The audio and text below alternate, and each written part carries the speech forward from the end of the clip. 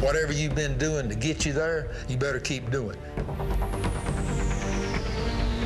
Patience is a virtue in any race. When you get into the championship run, then it becomes even more important.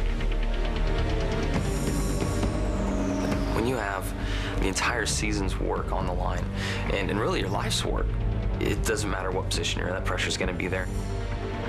You inside yourself, your competitor, your team comes to the racetrack with either the expectations to win or the hopes to win. That in itself, you can't measure. If you try to change your strategy or something like that, if you're not careful, you get off your beat, then you really mess up.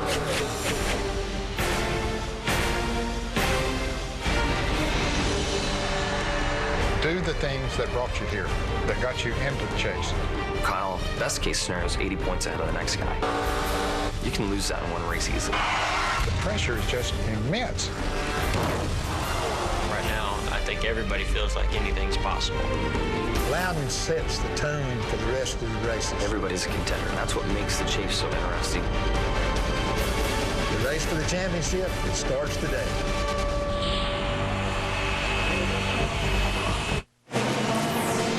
Back at New Hampshire Motor Speedway, our NASCAR Sprint Cup Series action presented by GoDaddy.com. We have been given the official word it will be green flag next time by. Dale Jarrett, if you're sitting where Kyle Busch is sitting, what are you thinking about right now with looking at some dampness on the inside of the racetrack? Knowing Kyle Busch, he's going to just go after it. He wants those 5 bonus points. Right now, that's the bonus points that he can get, and he realizes if he gets in there a little hard, he's got a car on the outside of him that can hold him down. And also, these other guys want to keep him from getting those 5 points, so it's going to be good when these guys go down to turn 1. 12 drivers, 10 races, 1 championship. Who will it be? 8 of the 12 drivers in the chase in 2008 have never won a NASCAR Sprint Cup title. Could we see an upset winner as we saw here a year ago when Clint Bowyer came from nowhere to dominate the day? Pace car pulls away, and as the field heads out of turn 4, the 2008 chase for the Sprint Cup is officially underway.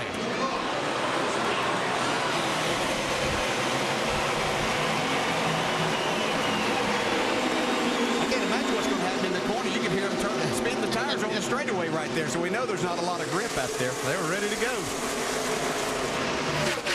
Kyle Busch gets a great jump off turn 2. Ticker above will show you if you are yellow, you are in the chase. That'll identify the 12 chase drivers. DJ, you went out on a thick limb there. Kyle Busch will lead the first lap. Yeah. Brad Daugherty tells me all the time I'm not very ambitious when it comes to going out on the limb, but you just had to know that Kyle was going to get that. And yeah, what's interesting is these 2 guys we see right at the front is Carl Edwards trying to make a move up there. That these 2 guys didn't have very good cars in practice yesterday, but they sure look like they have found something. They worked hard all night, I'm sure, in coming up with a setup, Andy. Well, one thing is the track's very, very green right now, so they're not really racing on a track like they're going to be racing on in another 100 laps. And for a few laps, you can go on tires and talent, is what I call it. Just go for it. But the car will come into play here after they run about 10 or 20 laps. See those guys 2 and 3 wide back behind them trying to find something. We see Tony Stewart, Jimmy Johnson there down on the inside, Jeff Gordon on the outside. Jeff Burton's got the best view of this battle. Got a battle for the lead here, Carl's inside of Busch. We just joined our coverage. He slapped the wall in practice on Saturday. Had to make wholesale changes in the setup while they were in the hotel last night, talking about what they were going to do. Looks like it's better than it was yesterday, but this is one thing. Carl really wants to get by here and get these 5 points because he looks behind him and sees Clint Bowyer. He's had the best car all weekend, and Jimmy Johnson. If he doesn't get that lead and get these points now, he might miss an opportunity. More on Carl Edwards. Shannon. Yeah, Carl Edwards, as he looks like he's going to go past Kyle Busch, looking to take that lead and lead those 5 points. His plan was to get to the bottom of this racetrack as quick as possible. Of course, with it being a green racetrack, being on top and starting on the outside could have been a big problem for that team. But as you guys were just saying, the car looks better here today. There were wholesale changes done to that 99 this morning. Bob Osborne told me not one part on that car was not touched this morning.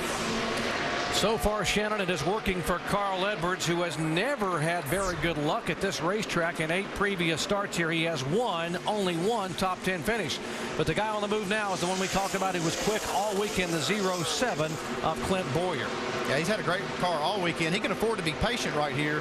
And I would, if I was his crew chief, I would tell him to be patient. Don't worry about these guys. We've got a good car. We'll ease our way to the front. I think he can afford to be patient, but I think that's a key word. I'm not sure he's going to be right now. I think Clint Boyer wants to get this thing in the front. He knows if he can lead the most laps in this race today, that gets him a lot of bonus points. I remember Richard Petty and Ned Jarrett saying at the top of our show, patience is the key if you're going to win championships. But I don't guess these guys heard any of that, because here comes Dale Earnhardt Jr. on the outside of the 07.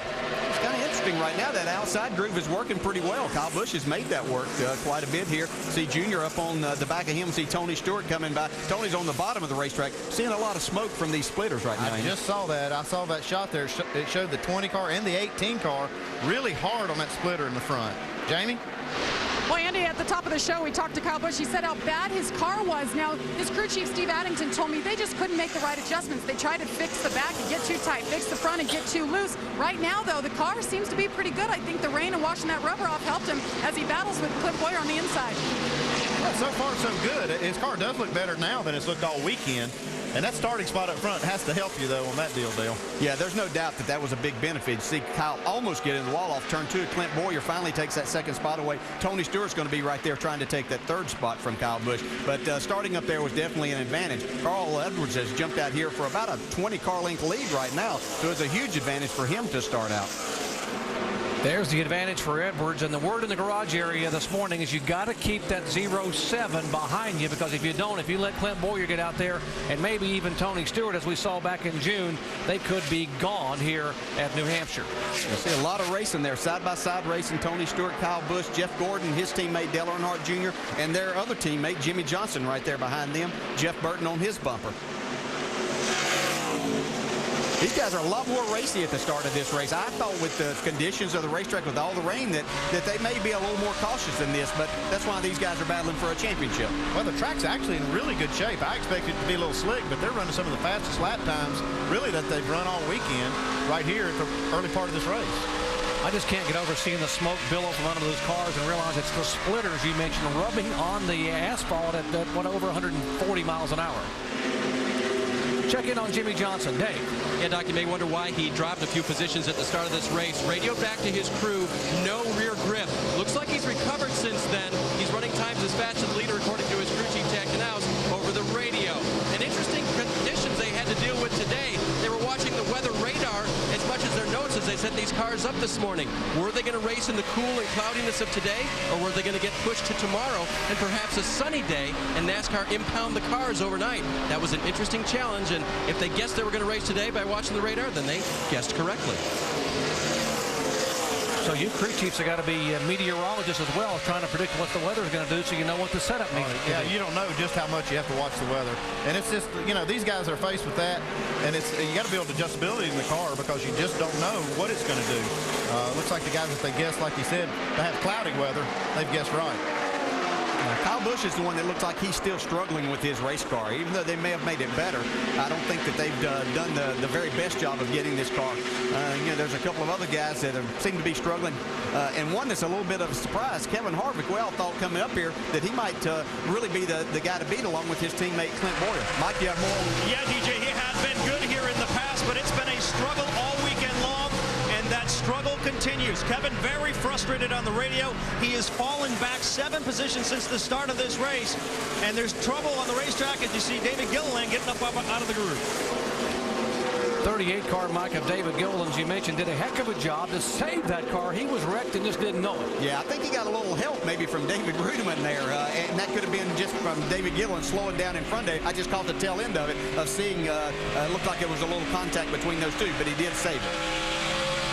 Gilliland there back in 32nd. You're looking back from Michael Waltrip's car in 31st position. Look again at what happened here with the 38 car. Oh, they got a lot of help, boy. He's lucky he didn't hit the wall with that deal. Yeah, a lot more than in the back of him there, wasn't it? And you can see how slick that is up there. Looks like David Rudiman got in. And a lot of times you get down in the corner a little bit too hard. There's not a lot of banking there. You see Jimmy Johnson trying to make the pass on Kyle Busch, who continues to fall back. That would be for 5th position for Jimmy Johnson. We've talked a lot about that this is the very type of racetrack that has given Kyle Busch and his team trouble this year, that they just don't seem to have these flat racetracks figured out where there's just not a lot of banking for them to lean on. He finished 25th here back in June and not having a good day thus far. You're watching ESPN on ABC.